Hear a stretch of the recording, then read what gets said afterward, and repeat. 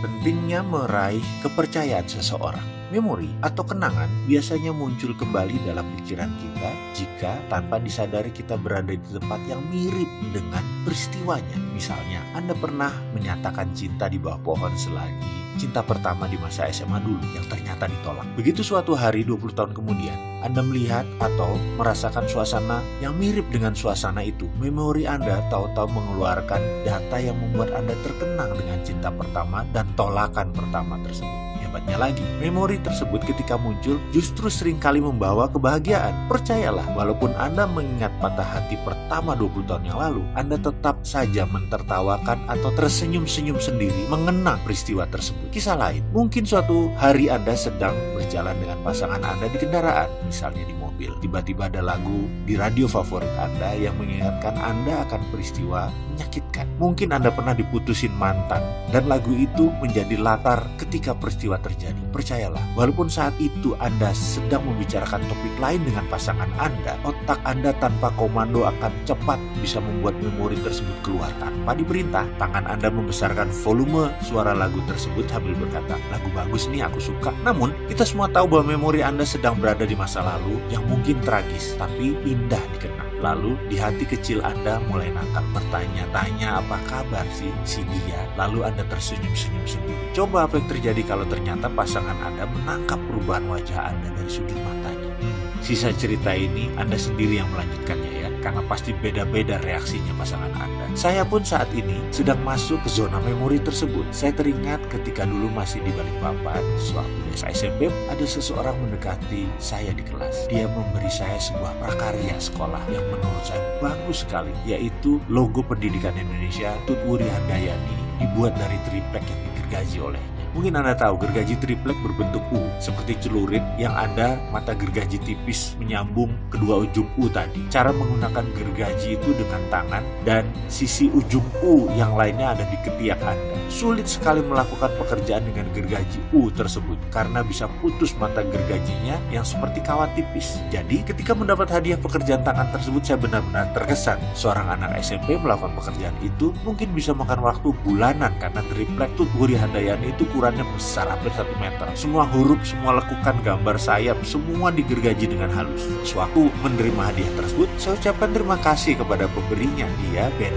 Hur Panjaitan. Saya sebenarnya tidak terlalu kenal dia, namun kalau pulang sekolah, kami sering satu jalan dan dia tiba di rumahnya terlebih dahulu. Dari jalan raya masih masuk ke gang. Mobil tidak masuk, hanya motor. Kami beda kampung, dia lebih dekat ke sekolah. Ketika 10 tahun berlalu, saya sedang mengunjungi sebuah lokasi di Desa Colo, Kudus. Ada sekolah mirip dengan bentuk sekolah SMP Negeri 1 Balikpapan di sekolah saya. Dulu, tiba-tiba memori tentang Ben Hur terbesit di kepala saya. Yang kepikiran adalah apa yang dimaksud dengan Ben Hur kasih hadiah tersebut ke saya. Apa spesialnya saya waktu itu? Kenalan juga gak terlalu deket kok. Sebelum dia memberi hadiah itu dan setelahnya kami juga tidak terlalu dekat. Namun 10 tahun kemudian saya jadi teringat Ben Hur gara-gara hadiah tersebut. Di mana kampung dia sekarang?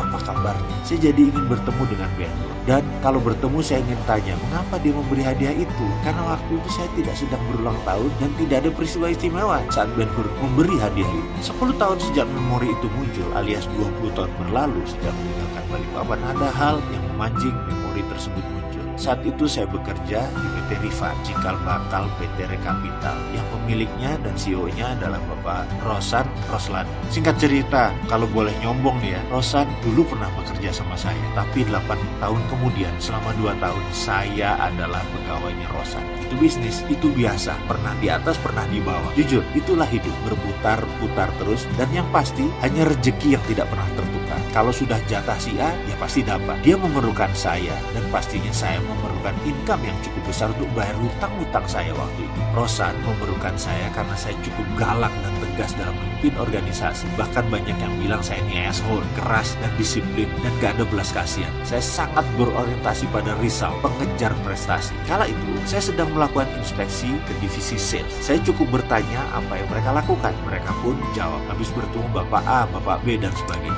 Maka saya bilang, coba telepon mereka lagi, bilang saya ingin bicara. Mereka yang bohong atau tidak melakukan prospecting pasti panik. Beberapa orang tertangkap tangan bohong dan saya gak panjang lebar, Anda keluar. Dan begitu juga ketika saya berbicara dengan Bapak A atau Bapak B, ternyata mereka ketemu atau benar-benar mereka ketemu, ya selamatlah posisi mereka. Sekali lagi, kalau mereka tidak bertemu atau tidak berkomunikasi, bahkan tidak mengerti produk perusahaan kami tanpa pandang bulu, saya pun bilang ke sales tersebut, sebaiknya kamu mengajukan surat resign sekarang daripada saya pecat. Kondisi kamu jelek di luaran. Saya tahu itu kejam sekali, tapi begitulah saya dulu. Kemudian sampailah saya sebuah meja, lalu saya tanya kepada seorang sales bernama A, saya nggak sebut namanya ya, tapi ini benar. Mana kartu nama orang yang kamu prospek hari ini? A dengan perlahan menyerahkan setumpuk kartu nama kepada saya. Ini Pak.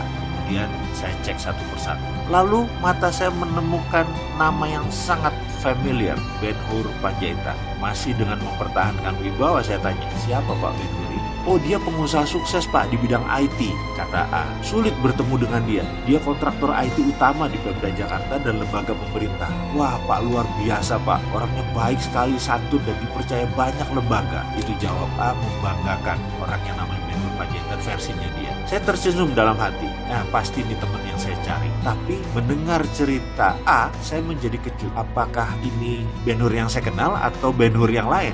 Bukan teman SMP saya. Lalu saya tanya pada A, apa dulu Pak Ben-Hur pernah tinggal di Balikpapan? Wah, saya kurang tahu Pak. Saya coba hubungi dia lagi Pak, kata A. Saya lihat dia menelpon di depan saya. Seperti biasa, sulit sekali terhubung. Dari resepsionis hanya terhenti di sekretaris pribadi Pak Ben-Hur. Muka A pucat, dia takut sekali ekspresinya. Takut saya marah soalnya. Dia pasti berpikir saya akan marah, saya akan memecatnya. Lalu di tengah menunggu, saya ambil telepon itu dan berbicara dengan sekretaris Pak Ben-Hur. Maaf Bu, bisa tolong sampaikan ke Pak Ben-Hur. Saya tahu dia pasti sedang sibuk, tapi tolong sampaikan ada orang yang namanya Wowi ingin bicara. Ya sudah, lebih baik saya yang memulai. Saya adalah orang yang bisa menerima kegagalan, tapi saya tidak bisa menerima ketika saya tidak coba. Jadi saya mengawali, mudah-mudahan dia ingat dan mau menerima saya kalau ini Ben-Hur yang sama. Sesaat kemudian terdengar bunyi klik. Suara telepon yang tadinya nada tunggu menjadi hening. Ada orang di seberang sana dan bukan mesin. Terdengar suaranya berkata, Bapak Wowi, apa kabar kamu? Tertawa dia langsung. Saya menarik napas lega, iya ini Ben-Hur yang saya kenal. Lalu tanpa basa-basi saya langsung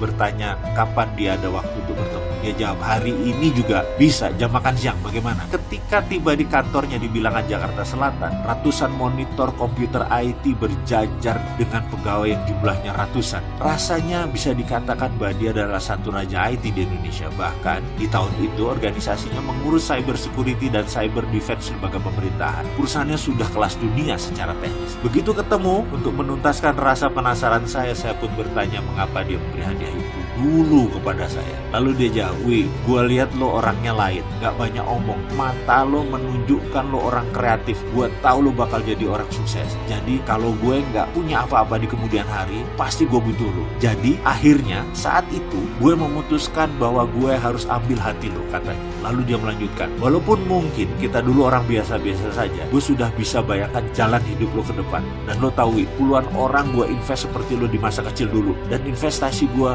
gak ada yang salah, semua benar, semua pada sukses, termasuk semua pekerjaan yang gue dapat, gue panen dari tebakan gue membaca masa depan sahabat-sahabat gue dulu. Mendengar cerita itu saya menjadi terdiam. Seorang yang santun dan pandai hati ini memang benar apa yang dikatakan dan dilakukannya. Berinvestasilah untuk mendapatkan trust seseorang. Dan dari saya langsung percaya pada Ben-Hur.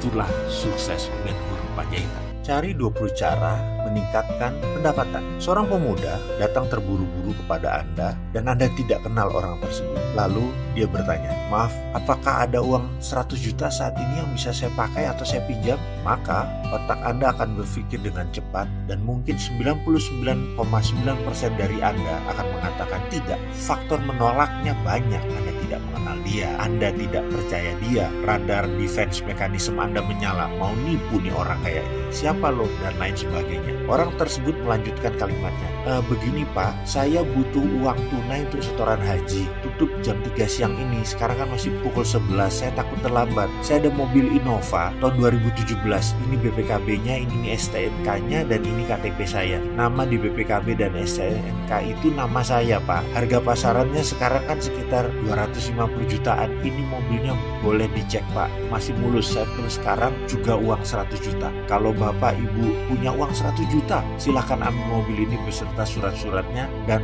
akan saya tanda tangani 3 kali di kwitansi kosong untuk balik nama. Kalimat tersebut mungkin akan membuat Anda berpikir sekali lagi. Kata-kata tidak kenal, tidak percaya, mendadak ada lawannya. Ada BPKB, ada STNK, ada KTP, mendukung Anda bahwa dia bisa dipercaya. Pertahanan Anda mulai terbuka dan mulai melihat cahaya di ujung terowongan. Bahkan Anda melihat peluang selisih 100 juta di mata Anda saat ini juga. Dari tidak percaya bahkan melompat menjadi harapan. Dalam teknik komunikasi ini termasuk teknik yang pertama, yaitu fascinate atau terpesona. Kalau Anda oportunis, maka otak kriminal strik mulai jalan liar di kepala Anda. Ada peluang dapat 100 jutaan lebih nih. Percayakah Anda? Dalam studi yang dilakukan dalam jurusan psikologi NYU, New York University, 90% orang akan mengambil peluang itu. Dan 60% orang yang dihadapkan dalam posisi ini, walaupun dia tidak memegang atau memiliki uang 100 juta di tangan, mereka bisa mendapatkan uang tersebut dari manapun sumbernya tepat sebelum waktunya habis. Mereka bisa mendapatkan modal atau uang 100 juta yang akan dibelikan kendaraan setengah harga tersebut, atau mungkin hanya 40% dari nilai sebenarnya. Ada sebuah cerita lain. Seorang penjahat terkenal yang hampir selalu membunuh korban melarikan diri dari penjara. Lalu dia masuk ke rumah seseorang. Kalau boleh ambil contoh ekstrim, amit-amit ya, ternyata orang tersebut masuk ke rumah Anda. Dia menodong orang yang Anda cintai, misalnya ibu Anda. Kemudian dia mengancam, kalau Anda tidak menyerahkan uang 1 miliar dalam 24 jam, orang yang Anda cintai ini akan dibunuh.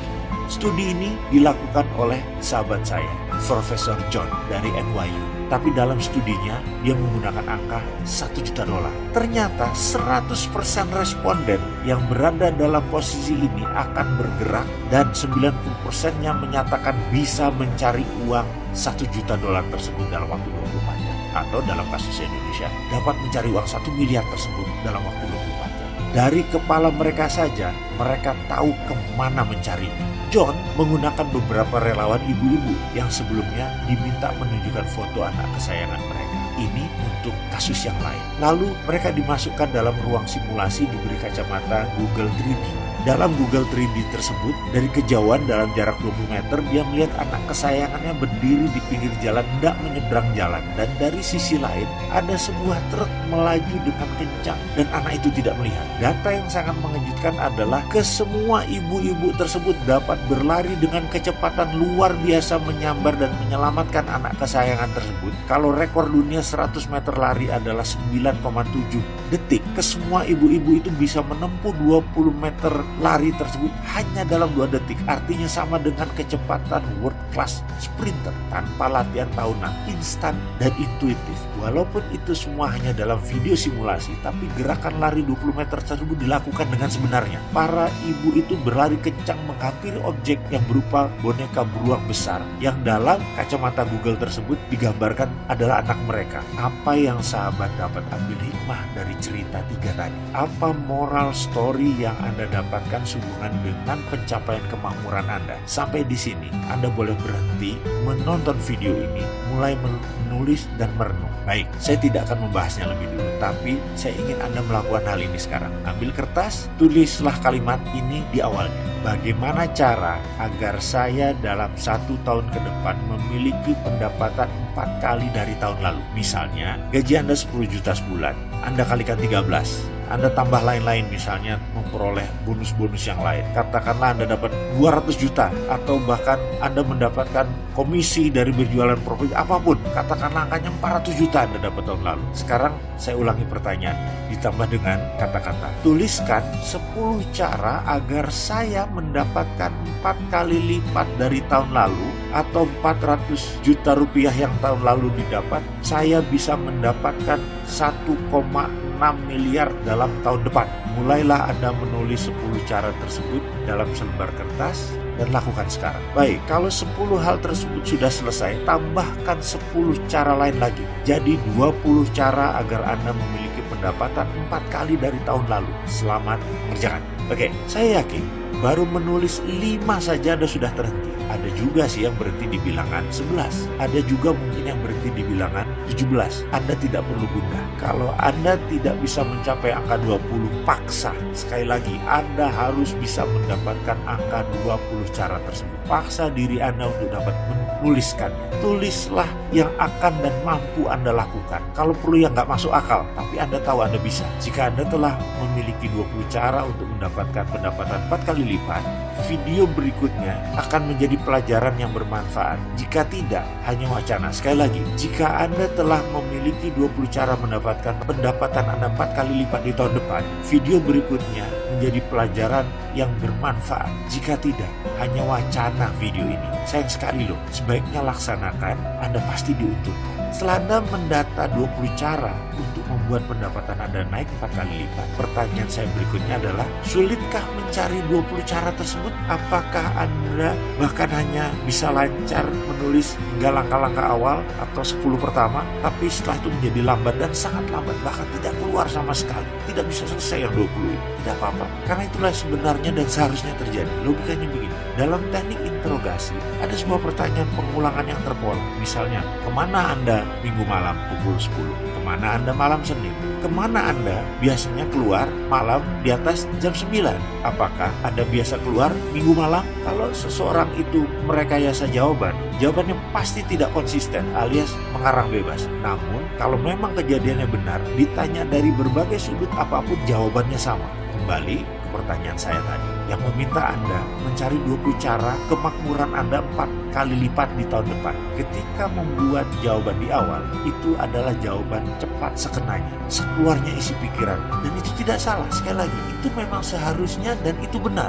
Begitu pertanyaan 7 ke atas, otak pikiran sadar mulai mandek kehabisan data. Lalu Anda mulai menggali sisi dalam Anda, inward looking. Inilah sisi menarik dari perjalanan Anda ke dalam diri. Inilah sebenarnya Anda menuju ketidakterhinggaan. Perjalanan pikiran menuju hati adalah perjalanan transendental. Sekali lagi, ini bukan pembicaraan di permukaan dengan logika Anda. Memasuki ruang hati menjadi lain karena terkadang jawabannya di luar logika. Coba saya buat sederhana. Hati manusia memiliki radar yang dikenal dengan medan morphogenetic field. Ini adalah dawai hati, senar hati. Dawai ini akan berdenting jika hati manusia di titik gelombang yang sama. Dawai ini menyambung dengan kitab kehidupan yang maha pintar sebagai inti semesta. Dengan inward looking, Anda mencari dan berdialog ke dalam, berulang-ulang, dijamin Anda akan menemukan keajaiban. Jawaban di luar logika dan super kreatif keluar dari kepala Anda. Ada yang menyebutnya ilham, ada yang menyebutnya ide, ada yang menyebutnya wahyu, ada yang menyebutnya masterpiece. Monggo, itu hanya terminologi.